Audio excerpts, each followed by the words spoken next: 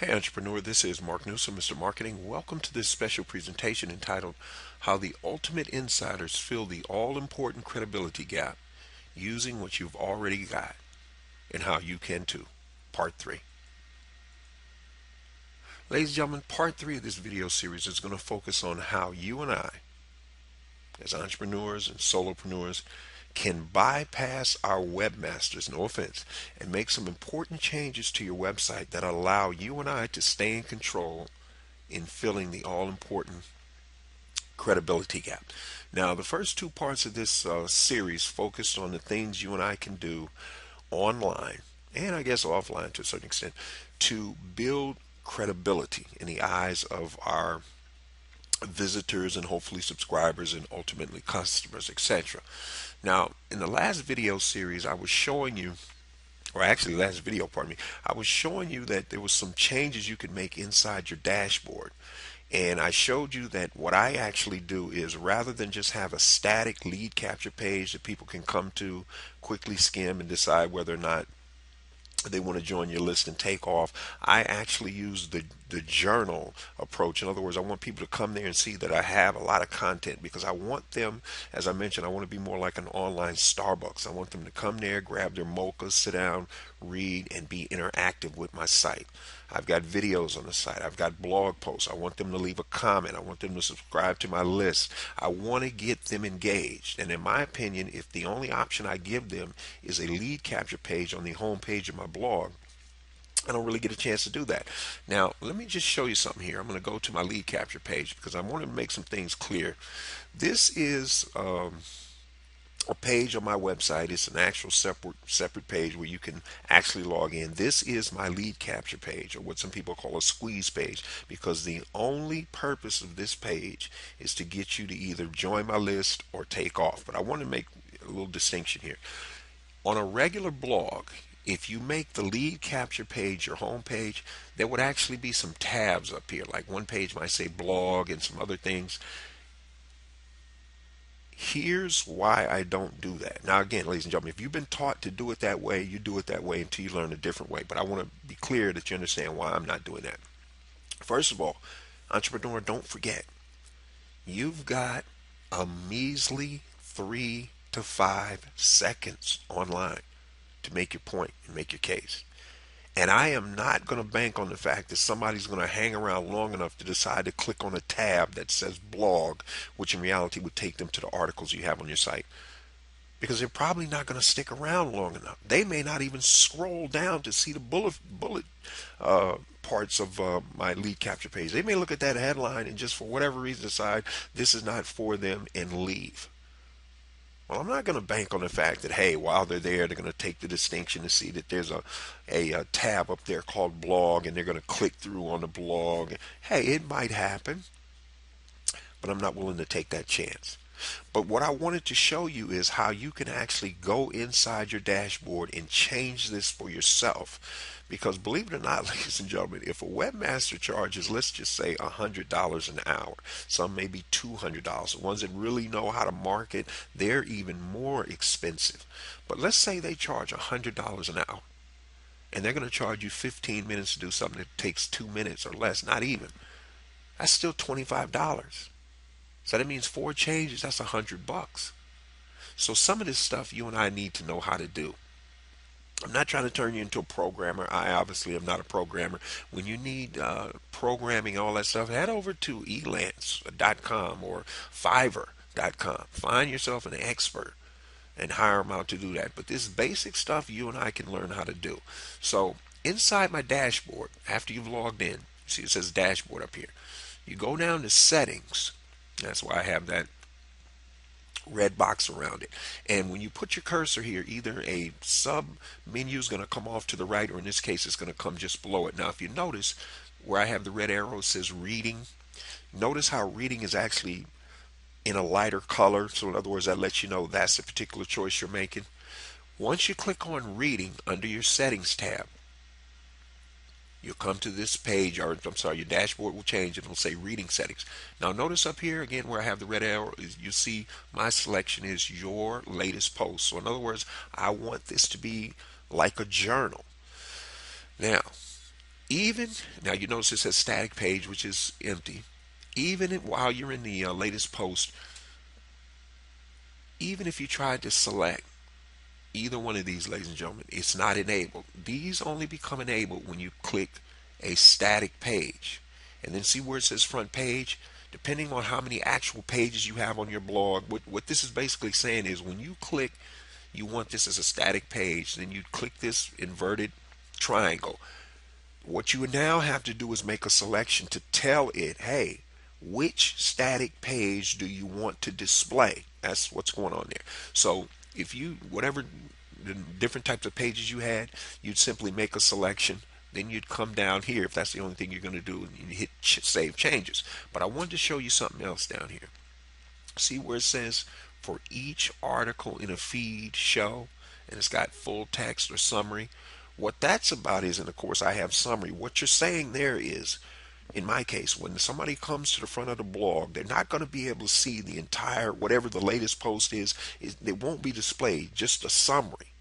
And the reason I do that, again, ladies and gentlemen, is you don't want somebody to just come to the blog, have direct access to whatever your latest blog post is, read it, and take off. That's not what's going on here. You're marketing entrepreneur. So hopefully I covered that. In this next page, now, see, here's the front of the blog. And let me just make a quick disclaimer, ladies and gentlemen. Today is February 14th. I made a video yesterday.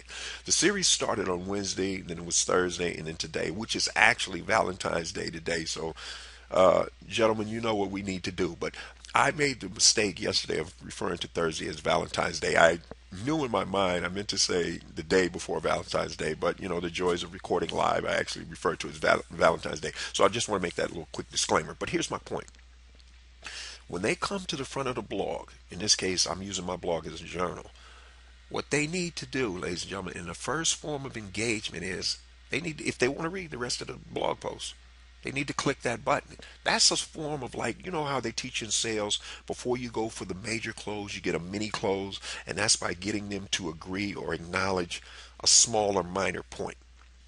This is sort of the same concept, sort of like you're getting them to lean forward and start a forward motion. You want them engaged. Ladies and gentlemen, if you're just going to let them come there, be in control, read, decide to leave, you're never going to build a list, and you're almost never going to make any sales. Because remember, the first time a visitor comes to your site, 99% of the time, they're not going to buy anything. Now, granted, there are some websites, and I know you say, oh, yeah, but Mark, what about this site? Most of those sites are big, giant corporate entities that already have an offline brand, and they're using radio and celebrity and all this other stuff to drive traffic to those sites. So when the people come there, they're coming there to buy. That's not the way it works for you and I as small entrepreneurs. Now, underneath that, you see here, now I actually put this in here, this red box, another form of a call to action, ladies and gentlemen. And I'm going to put this down at the bottom. I'm sorry, because you can't see what's underneath this in this still shot, I made another one for you to see. Now, these are what's called share buttons. Entrepreneur, you've got to encourage or ethically bribe or compel your audience to share your content. Do not make the mistake of believing just because you serve up good content, they're going to automatically share it. I mean, that does happen, but it's not the norm. You and I have got to engage your readers with a specific action, whatever it is you want them to take. We call that a CTA, or a call to action. Whatever you want them to do. So that's why those buttons are there. You see, it says share this with your friends. You're encouraging them to share your content. Don't leave it up to them to just think they're automatically going to do this. You got to be proactive, ladies and gentlemen, not Now, here's the next thing. I clicked through, and this is again another still shot of the bottom of every blog post. I just want to point out a couple of things here. First of all, you can see here the share buttons. Look here, today's post so far, 2 tweets, 2 likes on Facebook or Google Plus. You know, it's all good. The more the merrier. So if you haven't been over to the blog, had a chance to read the latest blog post, ladies and gentlemen, get over there and share it with your friends by all means. But I want you to notice something. This big giant, and this is a plug-in, one of my coaches put in there for me. But the point is, this particular software, you see again, that powerful free video reveals. This is to try to get you onto my list. And notice here, see how my name is pre-filled out? When you come to the blog The second time and each subsequent time, it'll put your name and your email address in there, ladies and gentlemen. That's almost sort of like saying, would you like fries with that? Hey, you're already here. Your name's already filled out. It's just a hop and a click to push that button and get on the list. But I want you to notice a couple of things that I've institutionalized. And what I mean by that is this stuff is put in on the blog automatically. So when I say automatically, I mean I've done it and I don't have to do it anymore now. At the end of the blog, it's going to say, as always, if you got any value out of this post, and you can see, please, it's highlighted, dig or tweet this. Thanks. So in other words, I'm encouraging them to share the information. Then it says, and be sure and grab your explosive free 22-step small business marketing idea kit series. Ladies and gentlemen, you may not know it, but you're going to get for those of you who subscribe, you're going to get a 22-step via autoresponder series that's going to show you how to, it's called Small Business Marketing Mastery. And that's a $97 value, by the way. And every other day, you're just going to get some information about different things you could do to market your business, product, or services more effectively. This is a link which leads you to my lead capture page, and this is an affiliate link here. But the point is, on every single post that's there, every one. So when the people come to the site, they have a chance to get engaged. And ladies and gentlemen, if you're not doing this, in other words, if you just write a post and you don't have a call to action, or if you do a video and you don't have a call to action, you're leaving a lot of opportunity on the table, ladies and gentlemen.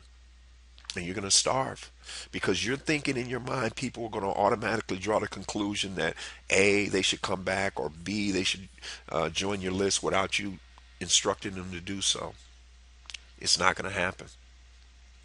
So entrepreneur, I hope you can see in this short video how and why you and I, what we need to do in terms of staying in control and filling the all-important credibility gap.